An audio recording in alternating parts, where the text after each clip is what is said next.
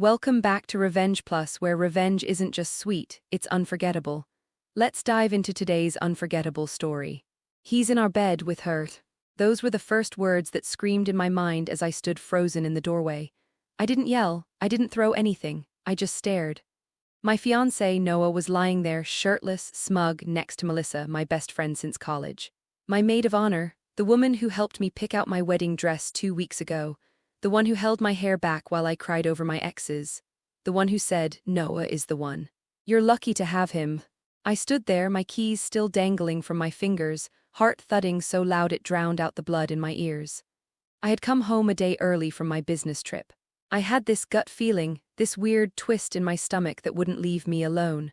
I told my boss I wasn't feeling well, booked the next flight home, and landed back in Chicago that morning. I hadn't even taken off my shoes yet. Noah looked at me like I'd walked in on him changing a light bulb. Unbothered, unapologetic. He slowly sat up, barely covering himself with the sheet, and said, "You weren't supposed to be back until Sunday." That's it, no guilt, no panic. No explanation, just annoyance. Melissa didn't say a word. She pulled the comforter up like it would shield her from the weight of what she'd done. Her eyes locked with mine, and for the first time I saw her for who she really was. Not the friend who cried at my mother's funeral. Not the one who swore she would always have my back, but someone cold, calculating, cruel, and then she smirked. That's what broke me, not the betrayal, not the lies, that smirk. That tiny, smug, satisfied smile that said, I win. I didn't scream, I didn't cry. I turned around, walked out of the room, out of the condo, into my car, and sat behind the wheel staring blankly at the dashboard. This was supposed to be the happiest time of my life, wedding in 4 months. We had just signed the contract for the venue, the deposits were paid, we even scheduled the engagement shoot. Everyone kept telling me how perfect we were together, how lucky I was, and I believed them. How stupid could I have been? But the longer I sat there staring into nothing, something in me shifted. It wasn't heartbreak. It was fury. Cold, sharp, electric fury that started in my chest and spread to my fingertips. I could feel it boiling, not just because he cheated, but because he thought I'd never find out. Because he didn't care if I did. They didn't just betray me, they used me. A year ago, Noah and Melissa had come to me with a brilliant business idea. Some techie wellness app, the kind with a million buzzwords and zero substance. Noah called it the next big thing, and Melissa even suggested I invest. You work in finance, she said. You can help us build it right. I had laughed it off, told them it needed work, too vague, too risky. I had no idea that pitch wasn't just about business, it was their first test, a rehearsal for betrayal. They had already started building something behind my back, something they thought I was too naive to notice. And apparently I was. Until now, I opened my phone. I still had access to the shared Dropbox folder Noah used for business planning. I remembered the password because I helped him set it up. Within seconds, I was looking at pitch decks, funding outlines, and DAs. They were further along than I'd realized. There were even emails to investors that I had introduced to him through my company's networking events. They were using my connections, my resources, my trust, and that was when I stopped crying on the inside. That was when I knew I wasn't going to be the broken one in this story. I wasn't going to be the abandoned bride crying in a white dress at the altar. No, I was going to be the storm. Because if they were building their dream on top of me, my money, my ideas, my kindness, then I would be the one to burn it all down. But not with screaming, not with rage, with strategy. They had no idea that I'd spent 5 years working in forensic finance. No clue that I knew exactly how to trace funds, track communications, and dismantle a startup from the inside out. Quietly, legally, thoroughly, and the best part, the plan I was going to use to destroy them was theirs. Tell me something. Have you ever seen someone dig their own grave, one spreadsheet at a time? Because I have. And I was about to hand them the shovel. Noah always wanted to be seen as the genius in the room. He wasn't, but he was charming in that smooth, overly confident way that makes people listen before they think. When we first met, he told me he was between startups, which really meant he'd failed 3 and was desperately trying to make a 4th one stick. I didn't care. He was witty, handsome, and he looked at me like I was magic. That's all it took back then. He loved the image of us, the finance girl and the tech boy, building an empire together. What he didn't love was when I disagreed with his ideas. Noah didn't want a partner. He wanted an audience. He used to mock my job at networking events, subtle little digs. She handles the boring spreadsheets, he'd laugh, while I chase innovation. People would chuckle, I would smile, but inside it stung. Still, I let it go because that's what you do when you love someone, right? You forgive the small things, you let them win sometimes. Melissa, she adored it. She always acted like she admired me, but I could feel the envy under her compliments. God, I don't know how you do it, she'd say, flipping her hair. Balancing numbers and a relationship, I can barely keep my plants alive. She'd show up at our apartment unannounced, always with wine, always ready to gossip. And I'd let her get close, because I thought she needed me, because I thought we were sisters. But now I realized she wasn't looking up to me. She was studying me. Melissa was the kind of person who always played the victim. Every bad thing in her life was someone else's fault. Her ex gaslighted her boss hated women, her landlord was a creep. But somehow in every story she conveniently skipped the part she played. She never kept a job longer than 6 months, never paid rent on time, but always had designer bags and salon nails. I didn't question it. I thought she was just unlucky. I thought I was being a good friend by supporting her. Turns out I was funding her lies and possibly Noah's too. The deeper I looked into their startup, the sicker I felt. Melissa had been listed as the co-founder on official documents Noah filed behind my back. They'd used my personal laptop at times, my printer, my Wi-Fi. One of the pitch decks even used a photo of my face on a testimonial slide under a fake name. They hadn't just betrayed me emotionally. They were building their future using my life like a stolen identity. But here's the part that made my skin crawl. In one of the investor outreach emails, Noah wrote, "We came up with this concept in our living room, brainstorming over coffee with a close friend who inspired the core features. We wanted to empower people like her, smart, organized, but emotionally overwhelmed. People like her, he was talking about me. They were turning my struggles into their sales pitch. My breakdowns, my vulnerabilities, the nights I cried over deadlines and family pressure, all of it was research material to them. I was their target user, their muse, their test dummy. And they had the audacity to act like they were saving me. I couldn't sleep that night. I paced. I screamed into a pillow. I nearly threw my phone across the room more than once. But in the chaos, something else started to form clarity. They wanted to build a company? Good, I'd let them, and I'd tear it apart from the foundation. I knew their weaknesses. I had access to everything. Noah was arrogant. He never backed up his claims with data, just vibes and charm. Melissa was disorganized and reckless. She cut corners, fudged documents, and lied to sound smart. They were the perfect storm of incompetence, and I was the perfect storm of revenge. I remembered this one night, maybe 6 months ago, when the three of us sat on the balcony drinking wine. Melissa had said, "We could really make something together, you know, the three of us, brains, creativity, and charisma. What if we started something big?" And Noah had laughed, holding his glass up to toast. "To world domination," he said, "one manipulated investor at a time." Back then I thought it was a joke. Now it felt like a confession. And that was when I opened a new document on my laptop and started outlining what I called Operation Ruin. Not just a plan, a blueprint. I began by collecting evidence, screenshots, metadata, email headers. I dug into their code base. Noah was careless. His GitHub was public, and it was easy to trace timestamps and IP addresses. Melissa had uploaded a signed investor term sheet to the wrong shared folder. I made backup copies of everything. Dated, time-stamped, legally sourced. Then I reached out to someone I hadn't spoken to in months, Jenna, an old college friend turned attorney. She specialized in IP theft and startup fraud. I didn't tell her everything yet, just enough to raise red flags. She agreed to help me pro bono, for now, she said, because this sounds juicy. Every day after work, I played the part of the heartbroken fiancé, crying in the elevator, taking days off, posting cryptic quotes about pain and betrayal on Instagram, letting everyone think I was spiraling, but I wasn't spiraling, I was sharpening. Noah texted me once. "Let's talk." We didn't mean for it to happen this way. I left him on read, let him sweat. Let him believe I was shattered, because the best revenge is the one they never see coming. And trust me, I was just getting started. Tell me something. If you had the chance to crush someone who stabbed you in the back, would you stop at justice, or would you aim for destruction? I hadn't spoken to my father in almost a year. But the night after I began building Operation Ruin, I picked up the phone and dialed his number like muscle memory. He answered on the third ring. "Liv, is everything okay?" I opened my mouth to speak, but nothing came out. For a few seconds, the only sound was my breathing. Then I finally said, I think I'm going to destroy 2 people. Completely. I'm not asking if I should, I just want to know how clean can I make it. There was silence on the other end. Then a low exhale. My father is a retired forensic accountant, 30 years of finding financial crimes and corporate lies. He once uncovered a fake medical nonprofit funneling donor money into offshore gambling accounts.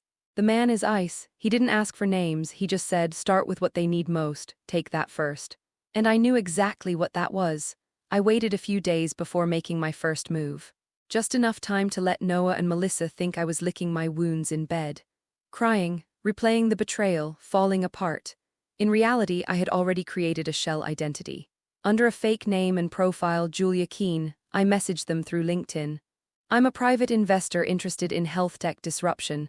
I've reviewed your pitch deck through a colleague. Let's talk. Noah bit immediately. He set up a Zoom meeting. Melissa attended too, awkwardly trying to sound professional. Her camera angle was off too low, and I saw her checking herself in the reflection more than once. Noah did most of the talking. He was animated, arrogant, overcompensating. We're passionate about mental health, he said, especially for women juggling too much. Our platform creates personalized schedules, daily affirmations, and mood tracking, all AI-powered. It was the same crap he'd rehearsed a dozen times on my couch. I almost laughed when I heard it again, word for word. But I held my role. I told them I'd follow up with due diligence requests. They sent me everything, business models, spreadsheets, back-end demo links, even early user metrics that I knew were falsified. Melissa accidentally included a document titled MVP Budget Lives Contact List, which was a list of my colleagues in corporate finance. They didn't even try to hide it anymore. I stored every file in a secure drive. My friend Jenna, the lawyer, was helping me build the case, but I needed more than just fraud and IP theft. I needed the emotional punch, the poetic irony, so I dug deeper. I logged into Noah's developer account, which, of course, still used my birthday as the password. What I found there made my stomach turn. They had built versions of me. Literal user personas labeled things like Olivia A., overachiever Liv, emotionally fragile Liv. With notes underneath, panics under pressure. Give her calming prompts. Needs external validation. Reward with praise. Takes guilt easily, nudge her toward premium plan. I clicked through every prototype. The UI was slick. The tone was gentle, encouraging. It was a product that mimicked my voice, my behaviors, my mental health history, and turned it into a monetized experience. They'd mined my breakdowns, my private late-night confessions, the therapy notes I'd once shared with Melissa, and turned them into UX strategy. That's when I knew this wasn't just business. It was personal war. They were playing a dangerous game, and I was going to beat them at it. I reached out to a freelance UX designer they had hired through a gig platform 6 months ago. I posed as someone from a rival app company and offered him twice his rate to talk. He spilled everything. Noah had underpaid him. Melissa had ghosted him on revisions. He even showed me screenshots of messages where they joked about fooling investors with fake stats until real ones catch up. I thanked him, wired him the full fee, and kept those screenshots in a new folder labeled confession. But I still needed the hook, the twist of the knife. So I went back to something Noah used to say when he thought he was being clever. If you want people to fund your fantasy, make sure they don't look too hard at the numbers. I smiled because I was going to make everyone look at the numbers. I contacted a podcast host named Zoe, someone I'd met once at a tech brunch. She ran a show about startup horror stories, broken code. I pitched her an anonymous exposé. She was hooked in seconds. You're saying they're manipulating female users through fake AI prompts based on real trauma? Yes, I said. And I can prove it. We set a recording date for the following week. But before that, I had one more ace up my sleeve. Melissa's apartment lease was still under her ex's name, something she'd complained about while drunk.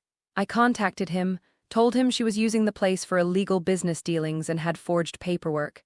He was furious, sent me PDFs, emails, texts. And just like that, I had Melissa for housing fraud on top of everything else. The plan was nearly complete, but I had one last thread to pull, their product demo. If that revenge hit just right, make sure to hit the like button and subscribe for more epic comebacks and justice-served stories. Drop a comment below. I'd love to know what you would have done in their place. They were preparing for a virtual investor showcase, something called DemoNest. Dozens of angel investors would be watching live. I registered as a participant under a different identity. And on the morning of the event, 30 minutes before their slot, I leaked the podcast episode. Zoe had released it early at my request. The title, Healing or Hustling, the startup built on a woman's breakdown. It blew up in seconds. People on Twitter were tagging Noah and Melissa. Comments were flooding in, screenshots of their pitch deck, allegations, questions. By the time they went live on Demonest, half the attendees had already heard the episode. Some dropped out. Some stayed to watch the chaos. Noah looked shaken. Melissa barely spoke. Their demo glitched halfway through. And then, perfectly timed, someone in the audience asked, "Is it true your app was based on your ex-fiancé's mental health records?" Silence. Stammering, cut feed. I sat at home watching it all unfold with a cup of coffee. No smile, just quiet satisfaction. Tell me something, have you ever watched two people dig a hole so deep, they start to bury themselves before you even touch a shovel? Because I had, and I was only halfway done. The morning after Demonest was chaos. Noah called me twice, then texted, "What the hell did you do?" I didn't respond. Melissa went silent online, deleted her Instagram. Blocked half the people we used to know. But the internet doesn't forget. Screenshots of their pitch deck were now viral. People had already compared my real social profiles to the fabricated user personas from their app. The overlap was undeniable. I didn't gloat. I planned the next move. Because as satisfying as it was watching them fumble live on camera, I wasn't done, not by a long shot. See, Demonest was the humiliation. Now came the bleeding, slow, methodical, impossible to stop. The next day, I filed an official IP theft complaint to the US Copyright Office. Attached all the documents they'd accidentally uploaded into our shared cloud folders. I submitted a legal claim of authorship over the app's early feature designs, which, funny enough, were pulled from bullet journals I had kept during my burnout recovery. Melissa had once said, "You're so organized, I wish I could turn your lists into an app." And apparently she had. 2 days later, Jenna, my lawyer friend, submitted a fraud report to the SEC regarding Noah's investor solicitations. We included falsified user data, financial exaggerations, and unauthorized use of my name in testimonial material. Then came the best part. I filed a cease and desist under my real name. It arrived at their door on Friday morning. I knew because I paid extra for signature tracking. Around noon, Noah posted some half-hearted apology on LinkedIn, full of corporate buzzwords like misalignment, learning opportunity, and regretful miscommunication. Comments were turned off, shares disabled. Melissa, she resurfaced with a tweet that read, "Women tear each other down when we should be lifting each other up." I almost choked. That was rich coming from the woman who once told me she could never date someone like Noah, too intense. The same woman who'd helped pick out our wedding bands, all while screwing him on my couch. But I didn't clap back. I didn't post a word. Because my silence was louder than any public feud and my actions were speaking very clearly. Privately, I reached out to 3 of the investors they had pitched. I knew them through past work. I wasn't looking for sympathy, just the truth. Each one responded almost immediately. All 3 confirmed that Noah and Melissa had misrepresented their user base and early adoption rate. One of them, Martin DeWitt, a seasoned investor in ethical AI, wrote back, "Thank you. I'll be terminating any engagement with them effective immediately." I smiled, but I still had one last stroke of brilliance, one I'd been saving. I took all of the evidence, the fake data, the stolen concepts, the manipulation of my personal mental health, and packaged it into a PowerPoint titled Anatomy of a Startup Scam. Then I submitted it as a case study proposal to a university entrepreneurship panel where Noah had once guest lectured. They accepted it, and a month later I stood on stage under soft lights in front of a room of MBA hopefuls, explaining how trust, vanity, and unchecked ambition could turn innovation into exploitation. I didn't say their names. I didn't have to, the story spoke for itself, and at the very end of my talk I held up the final slide. A quote Noah had once smugly posted on his old blog, "Disruption only matters if no one can stop you." And then I said, "Turns out sometimes the only thing standing in your way is the person you tried to use." The room fell silent. One student raised their hand. "So, what happened to them?" I just smiled, because by that point it didn't matter. They were already unraveling, publicly, professionally, and privately. And the most ironic part, they taught me how to do it. Remember all those nights they'd talk strategy, manipulation, psychological targeting, all while thinking I was just sipping wine and listening like the loyal sidekick. I wasn't listening, I was studying. And now I was executing the very playbook they created. Only difference? I knew how to finish the job. Tell me this, have you ever been underestimated so thoroughly that it became your greatest weapon? Because I had, and it was beautiful. The knock on their door came on a rainy Thursday morning. Federal Express, white envelope, a neat label in black print. Inside, the official notice of legal action, neatly folded, signed, sealed. Noah signed for it himself. Later, I'd hear from Jenna that he opened it right there in the hallway. His hands were shaking. The document was clean, precise, and devastating. Count 1, intellectual property infringement. Count 2, fraudulent misrepresentation to investors. Count 3, unauthorized use of personal health information for commercial gain. There it was, in black and white. Everything I had worked for. All the proof lined up like dominoes waiting to fall. And they would fall. Hard. I didn't send a text, didn't gloat, I simply watched as the walls began to crack. That evening my phone buzzed, unknown number, I let it ring. Then voicemail, his voice. Liv, please, this is out of control, you don't know what you're doing, we can fix this, just talk to me. Fix this, there was nothing left to fix. The only thing left was accountability.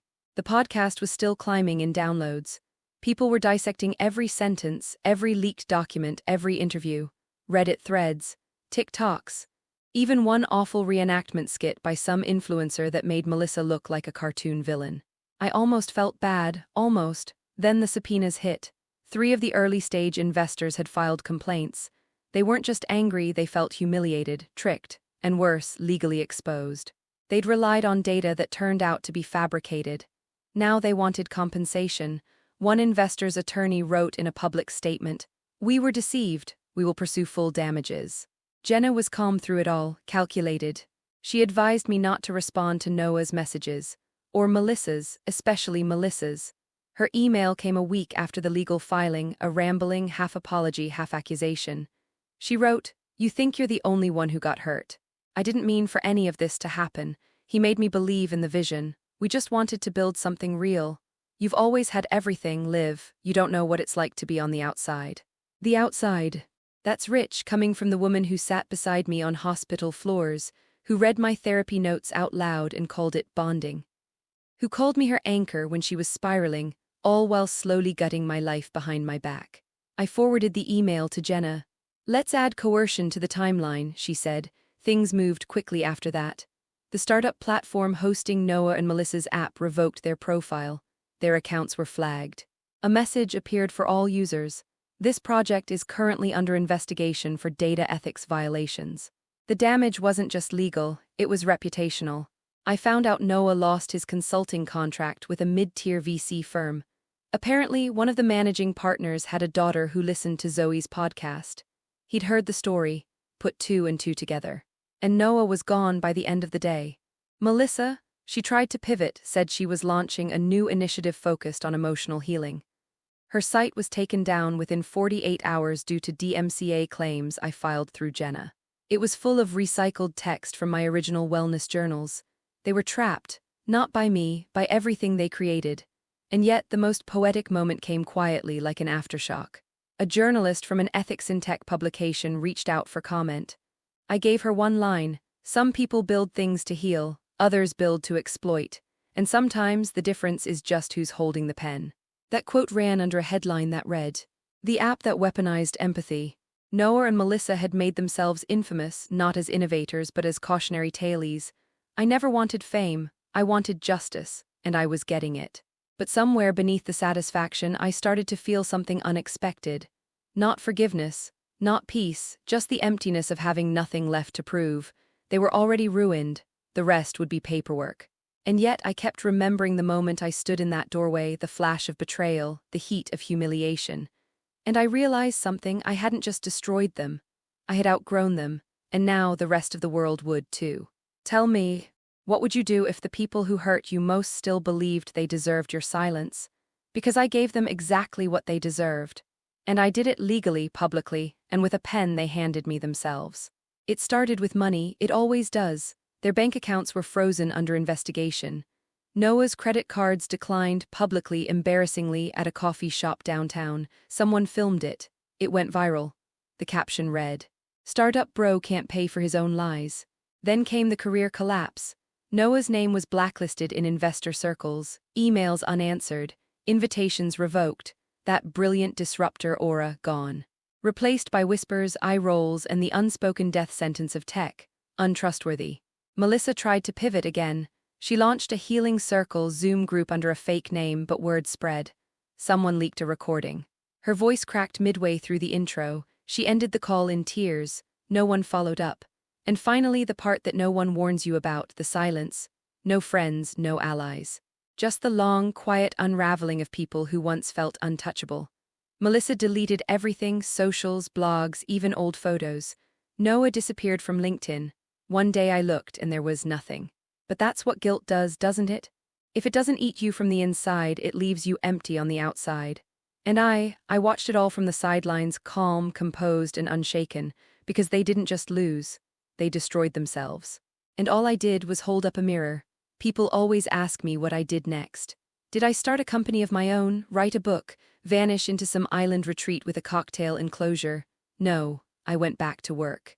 I woke up, packed my bag, walked into my office like I had a year ago, but this time there was something different in my spine. Not revenge, not victory, just clarity. Because once you've pulled yourself out of the wreckage someone else caused, and rebuilt your dignity from the ashes they thought would bury you, the world suddenly looks quieter. Sharper, smaller. A few months later, I gave a talk at a local Women in Finance event. The room was warm, the lights low, and the crowd electric. Not because they knew who I was, most didn't, but because they felt it, the edge in my voice. The weight behind my words. I'm not here to tell you to forgive, I said. I'm here to tell you sometimes survival means knowing where to cut. There was a pause, then applause. Afterward, a young woman approached me, 22, just out of undergrad, still nervous in her own skin. She said, I think my co-founder is stealing my work, but I keep telling myself I'm just overthinking it. I looked at her. I saw myself. I handed her my card and said, you're not overthinking it, you're just finally seeing clearly. That's what this all became in the end, not a war story but a blueprint. For women like her, for anyone like me. I started mentoring young founders, especially women entering tech.